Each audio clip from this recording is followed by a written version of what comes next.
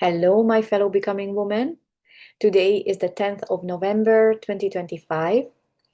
And in today's podcast episode, I am not just coming to connect with you on an audio call, but I decided that why not let's make it a video and connect more in person. So I have recently been on a journey where I connected with my priestess lineage, my priestess ancestors, my ancestral line, and I have found out that my priestess ancestor, my lineage, is the line of Enedwana, and I actually found her in Megan Waterson's The Divine Feminine Oracle card, which I have, and Enedwana is featured in it. That's the artwork of her. And it says that her intention is, I am one with my soul, and my soul is a legacy of love. I really love this image of her, and I want to share with you about Eneduana and what I found out about her. Like, first of all, the the initiation was really amazing because I didn't get the name straight away, right? That here I am with Eneduana. It was when I met her and she told me her name, who she was. At first, I just got a D, like D-H, like the. Um, there was a double N. I felt like dun, something like this, dun. So I thought maybe there is an A in it, Dana or Diana or something along the line. And I left it there for the rest of the journey. And in my mind, in that moment when I was experiencing this spiritual connection, I just called her Diana. And after we finished the initiation, we finished this connection with my priestess ancestral line, I went to research and tried to put it into the search like high priestess, a priestess of this name of Dana with a DH and double N, Diana. And the answer was Eneduana. That's what the uh, search brought up. And it's amazing how like the similar. So I didn't get her name right, but you can see that she does have the H, the D, the double N, the Dana kind of uh, pronunciation in it. So it feels really 100% for me that it was Eneduana in that connection. I really identified her. And so I find her in this Divine Feminine Oracle card. And I want to read for you about her. And then I will tell you why I feel that this was a really deep connection and just something that is really resonates with me. So, Eneduana. Eneduana embodies the ability to become one with our soul, to live out our highest purpose. Born in Mesopotamia during the Akkadian Empire around 2285 BC, Eneduana is considered not only the first known female poet, but also the first named literary author in history. She was given the title of Entu. She was the high priestess of the moon god Nana. She is credited with creating the structure of poetry, psalms, and prayers that were then used throughout the ancient world. She was considered to be the embodiment of the Sumerian goddess Inanna. She is the limitless love and the inexhaustible power that moves through us when we merge with the soul. We each have a personal myth. We each have an Ishtadeva, a personal deity who inspires and compels us to bring heaven right here on earth by moving us with the fierce conviction that we're divinely led. And Adwana encourages us to integrate our light and our dark, to bring our unconscious aspects of self into consciousness. The High Priestess is often described as the guardian of the unconscious. She is that aspect in all of us that holds the veil of awareness that separates us from our inner depth. And Adwana is about merging the awareness of our soul and all the love and power it gives us with our individual personality or ego. And Adwana wants you to live and breathe your soul. She wants you to become so intimate with it that there is no longer any separation. And there are no more excuses or apologies for how powerful you are. So this is an Adwana, the High Priestess. And the reason why it really resonated for me and really felt that connection to be true in my soul through that High Priestess ancestral initiation, connecting with my ancestral line of priestess, because since 2017, I started to really explore the moon cycles. And through my own dark night of a soul, because my daughter was born in 2015, and when I was trying to come back into business, into work, into what I'm gonna do, with as a mother having a small baby, in 2016, in my despair and stuckness, I did a full moon ceremony out of the blue. I heard it on Facebook. Somebody was saying that it's full moon and it's full moon ceremony time. And I looked it up and just did a full moon ceremony for myself back in my garden. In the evening, I took a candle. I took a list where I wrote down everything I want to let go of and make space to receive all the things that I want to receive, like the full moon, this duality of the full moon, of the light and the dark and the two sides of the moon. And that's like basically one of the most powerful aspect of a full moon ceremony. So I did that. Um, I did that out of no other ideas of what am I going to do? Like, how am I going to start to connect back to myself, with myself as me, as a person, as opposed to being a mother and being a wife and doing all the other roles for everybody else. So for me, it started with the moon. And it was so powerful. The next morning when I woke up, something really shifted for me from this 20 minutes in the garden in the dark, looking up the moon and just whispering out those things that I've written down and then burning the list. And this was the first time I was really doing something that people would call as woo, as something very spiritual. Till then, I was really a transformational mindset coach, guide. Um, these spiritual things were not really coming into my world or into my work with myself or with clients.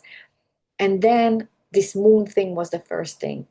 And when I woke up the next day, I was really feeling a shift inside of me. And it was so powerful that from then on, I decided to kind of start to explore the moon cycles, the moon, the different moon phases, their meaning, their symbol, their energy.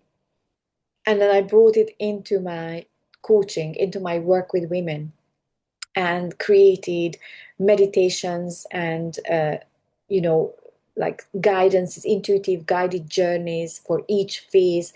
And then it turned into this moment where I created a guided journal. I actually wrote a guided journal, and this has become something that I was really connected to, creating journals, not just writing something, but or writing a book. I wasn't really called to write a book, but I was called to write things that has got like practical value.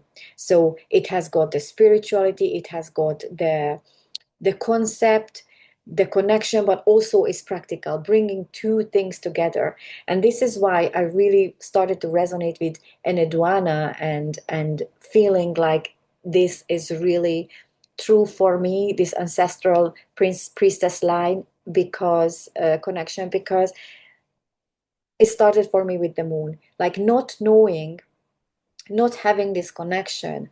Somehow it's still she was still guiding me. This priestess ancestral line was still guiding me. It started to bring myself back into connection with myself. It started with the moon and then continued with writing. And now, actually, uh, I want to show you this. This is the daily dose of soul awareness. This is the journal that is a um, evolved version of my very first moon journal that I created in 2020. And it's focusing on soul awareness. It's focusing on connecting to your human self and your soul self and merging the two and living from that soul awareness. And I have done this well before I have connected to my priestess lineage. And in hindsight, um, it feels even more powerful because if for me, for example, if I connected to this lineage now and then I say, okay, because this is my lineage, I'm going to start to do something about it, it wouldn't be as strong and powerful affirmation for myself that is so true that it is me.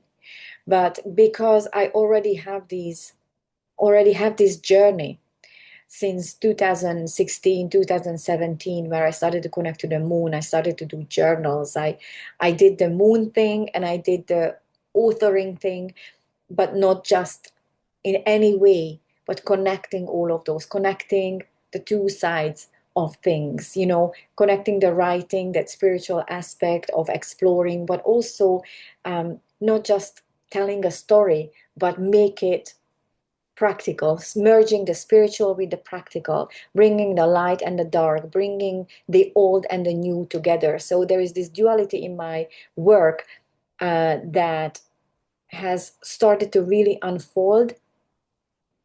And I really do feel that since 2015, 16, since I started this new path after the birth of my daughter, I have been co-creating and I have been guided by this priestess ancestral line that I belong to, which is coming from Eneduana, this high priestess, this Sumerian Mesopotamian high priestess.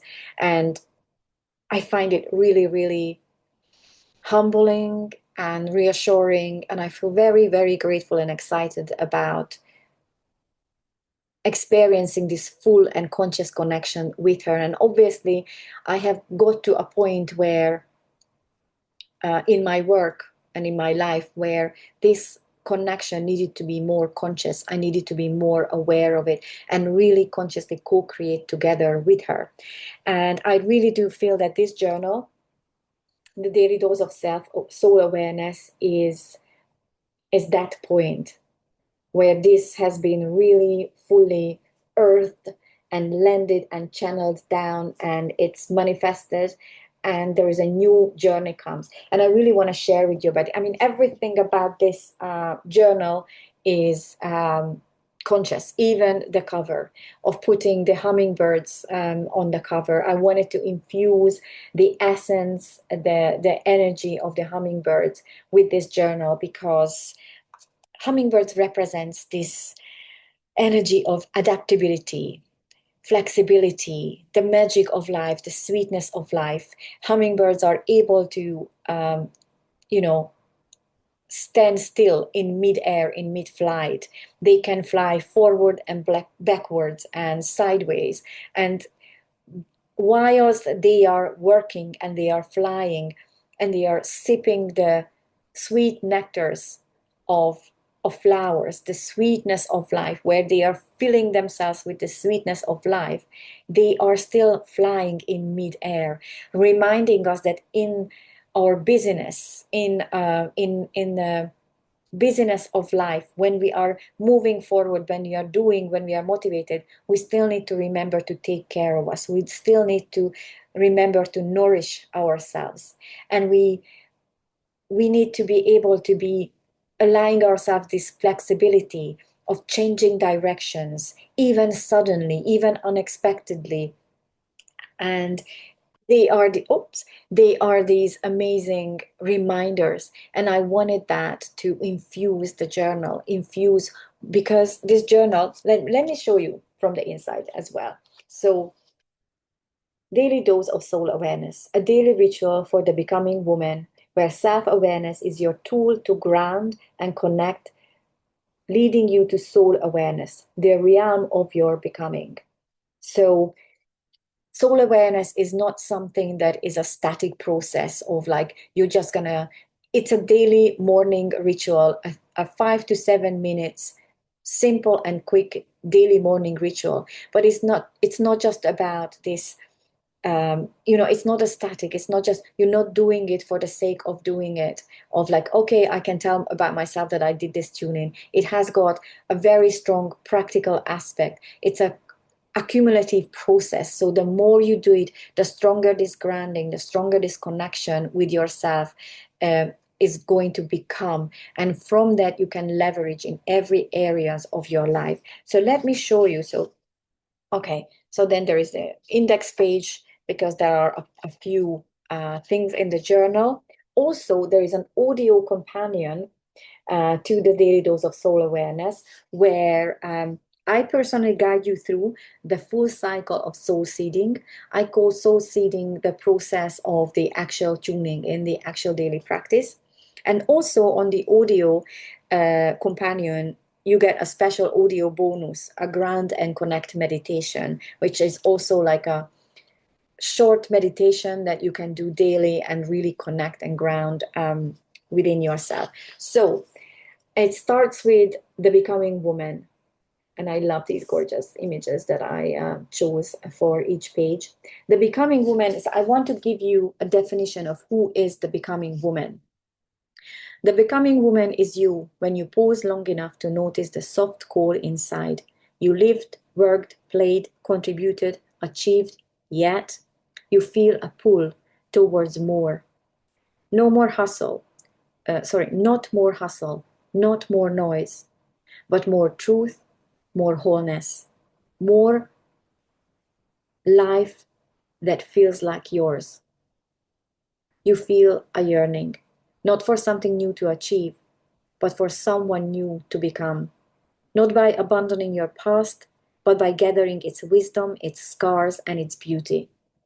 You are done with living only by logic, rules, or expectations. You crave to weave intuition with intelligence, creativity with strategy, soul with ambition. You, the becoming woman, are ready to claim your next evolution. And then there is another little page where I give you a vision what soul awareness is. Soul awareness is the practice and the path, the seed and the fruit, the foundation and the unfolding. It is the daily act of noticing yourself honestly and the lifelong journey of becoming who you truly are. When you live from soul awareness, you don't just know yourself, you walk as the woman you are becoming, guided by your own inner truth. From this realm, your soul remembers and your life expands. And this is again, it feels so there, it feels there is so much resonance with Enneaduana, this duality that Megan Watterson is talking about in relation to her, this duality of the light and the dark, the conscious and the unconscious, the soul and the human, to bring all those together. When I was writing this daily dose of soul awareness, reworking, from like evolving that first ever moon journal that I created in 2020, this was so important to me. That was something was that was really into, woven into everything that I was doing when I was putting together the soul awareness practice, this duality. And it's always been important to me actually in my life. It was always important for me that if I learn about a spiritual concept, if I learn about a personal development concept, I don't just want to learn about the concept. I don't just want to know that, oh, meditation is great. I want to do the meditation, and also I want to get the results that can come into this life, into this physical existence that my soul self is experiencing here. We are not just here to learn about concepts and theories that are great and that can make our lives better. We also want those concepts to work for us, to bring something tangible into our lives. This is why we are having this physical experience as spiritual beings. We want to experience it. So this is what the daily dose of soul awareness is about, to experience it. So I just want to show you. So basically, I'm going to give you a little bit of or a little bit of insight to my journey of soul awareness. Then there is something that is really important, self-awareness. Self-awareness, I see, is this overlooked skill of becoming, because self-awareness is so basic, so simple, so available to all of us, yet we don't really commit to it. We don't really harness its power. And the same thing with writing and journaling. It's available to all of us. It's a cheap way of really connecting with this power of personal transformation. Yet, do we really commit to it? Do we really do it? It's available to all of us. And so this